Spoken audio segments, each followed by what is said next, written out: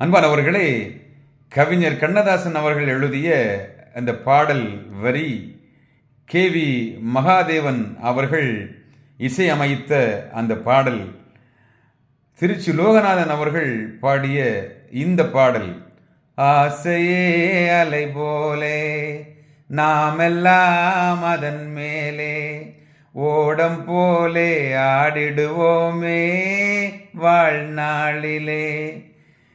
ஆசை ஆசை நிச்சயமாக மனிதருடைய வாழ்க்கையில் நிச்சயமாக உண்டு.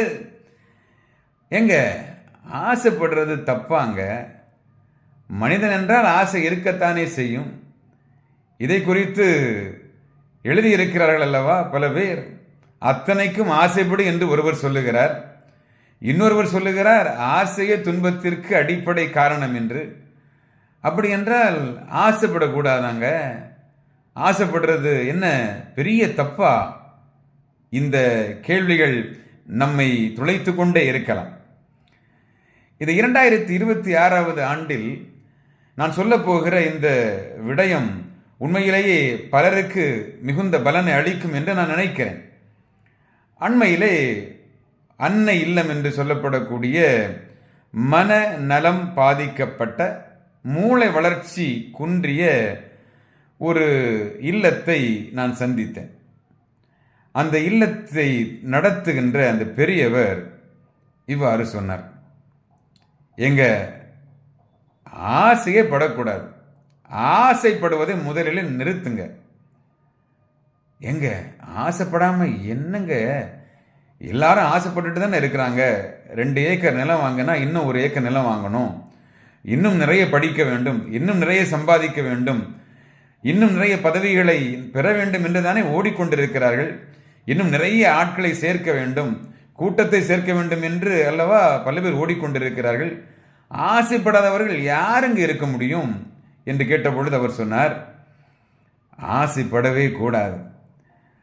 ஆசைப்பட்டுவிட்டு அந்த ஆசை நிறைவேறாமல் போனால் மனம் சிதைந்துவிடும், மனநலம் பாதிக்கப்படும். இங்கே இருக்கக்கூடியவர்கள் பல பேர் அப்படிப்பட்ட நிலைமைக்கு ஆளானவர்கள். எனவே ஆசையே பட வேண்டாம், ஆனால் விருப்பப்படலாம். எடுத்துக்காட்டா, எனக்கு சிக்கன் பிரியாணி பிடிக்கும், நல்லா விரும்பி சாப்பிடுவேன்.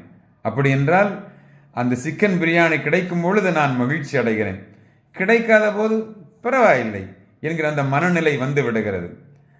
ஆனால் ஆசை இருந்தால் அது மிகப்பெரிய துன்பத்திற்கு இட்டு சென்று விடும் என்பது உண்மை. எனவே ஆசைப்பட வேண்டாம், நீங்கள் விருப்பப்படுங்கள் என்று சொன்னார். நானும் சிந்தித்தேன். அப்பொழுது அந்த விவிலியத்திலே ஆண்டவர் இயேசு என்ன சொல்லுவார் தெரியுமா? நான் விரும்புகிறேன் குணமாகு என்று சொல்லுவார். நான் ஆசைப்படுகிறேன் நீ குணமாகு என்று ஒருபோதும் அவர் சொன்னதில்லை. எவ்வளவு ஆழமான வார்த்தைகள் பாருங்கள். எனவே ஆசையை விட்டு விட வேண்டும் என்பதை நானும் நீங்களும் உடனடியாக முடிவு செய்ய வேண்டும்.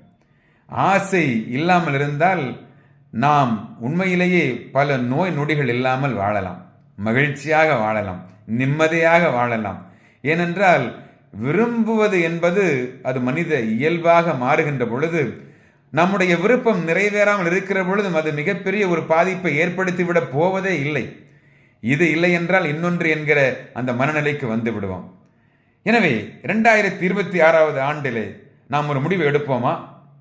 ஆசைப்படுவதை இன்றே நிறுத்தப் போகிறேன், மாறாக நான் விரும்புகிறேன், எதெல்லாம் எனக்கு விருப்பமோ அதையெல்லாம் நான் செய்ய போகிறேன்.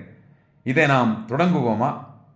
இந்த 2026 ஆண்டு சிறப்பான ஆண்டாக, விரும்பத்தக்க ஆண்டாக, பயனுள்ள ஆண்டாக அமைய எனது தனிப்பட்ட வாழ்த்துக்கள். பாய்.